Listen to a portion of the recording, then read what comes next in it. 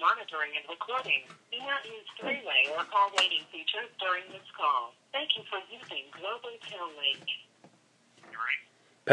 Mr. Hansen, how you doing, sir? Good. I got I filed a motion to dismiss, I think it was called, count 5, about 3 weeks ago, I think. And I can't find my copy of it here. And I've never received any notice from the court that it was ever received by the court.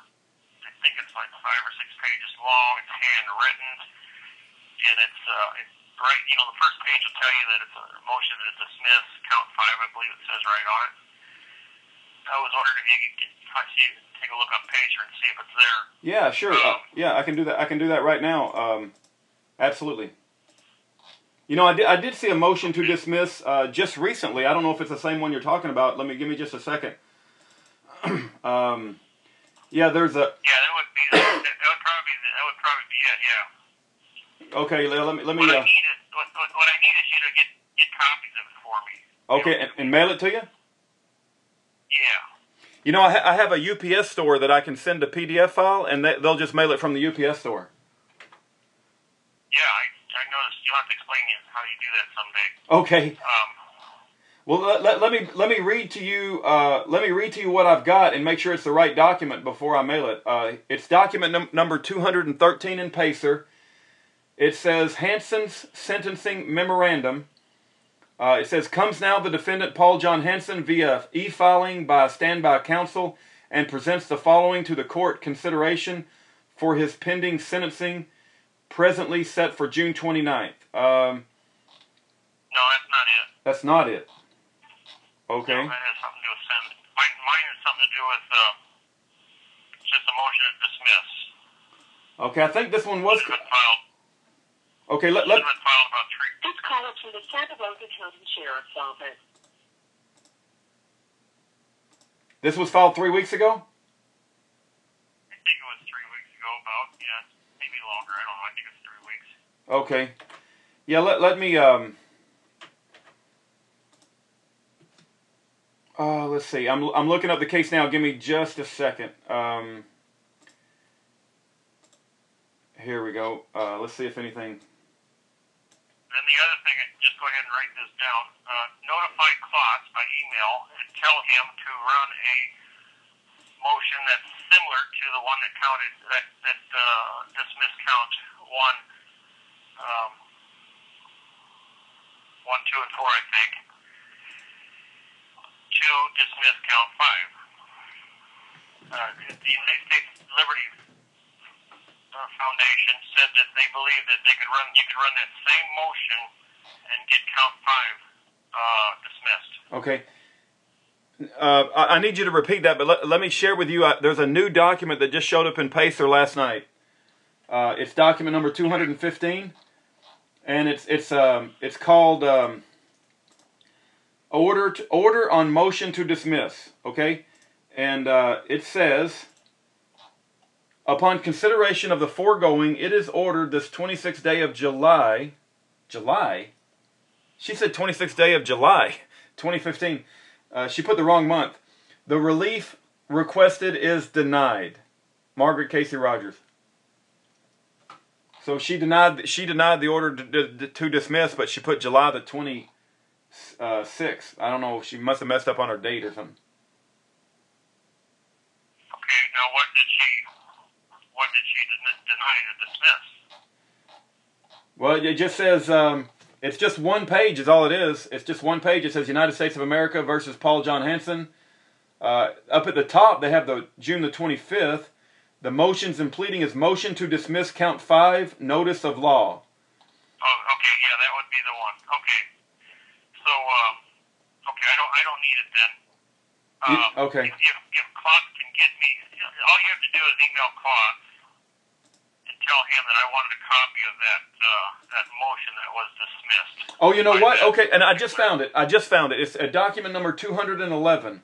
It's 11 pages long, and it's all handwritten by you. It says United States of America, a fiction, Paul John Hansen, a man, and it's all your handwriting, and it's 11. Yeah, that's it. Okay. Okay, you want me to have the UPS store mail that to you?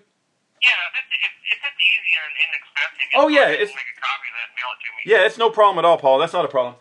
Okay, so I can definitely do that. And you do know that she denied it, I guess, just today. Anything? Yeah. Do you want a copy of the not? It won't. Okay.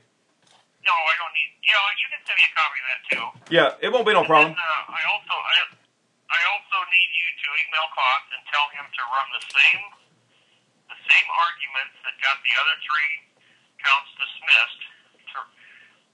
Just tell him that the United States Liberty Foundation's attorneys said that count 5 could be dismissed also on the same issue.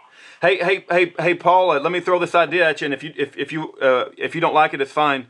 But what about you just say whatever you want to say, and I can upload it to YouTube, and I'll pass it along to Mr. Klotz. I can do it privately or publicly, or I can do it myself as you desire. You tell me what to do.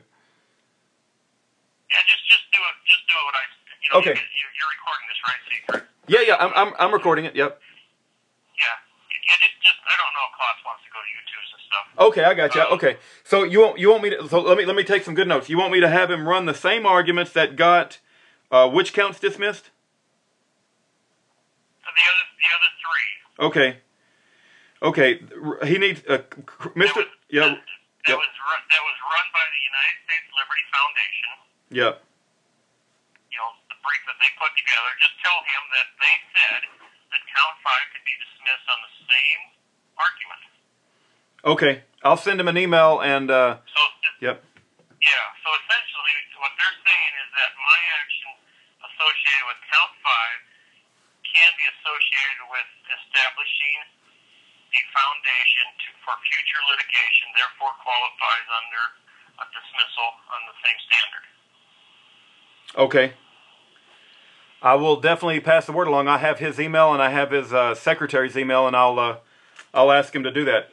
Just to, run the same arguments that got the other 3. You go ahead and write in there that they believe it can be dismissed because my actions was association with the foundation of a legal adjudication, future legal adjudication. Okay, that doesn't mean anything to me, but I'll say it exactly. Okay. I'll say it exactly as you said it. Well, what that means is that the court told me not to do something. Yeah. But we believe that we had to do it to develop a foundation for a future case. I see. We cannot be deprived. We cannot be deprived of our right to prepare a foundation for a future case. Oh, okay. No, that makes sense. And then have it converted to a crime of contempt for court. That's what that case says. Okay. No, that makes sense. That can't happen. Okay. That should do it. Okay, Paul, call anytime, and I'll get this done, and we'll talk to you later. And as soon as I see another document in Pacer identifying a date for your new sentencing hearing, I'll turn on the home wave. Yeah. Now, nobody's calling you and asking any questions that I can hop on YouTube and elaborate on. I tell you, here's the challenge I got, Paul. My wife has gone, and she's visiting her family, and she's going to be gone a few weeks. And this phone rings like you won't believe, brother.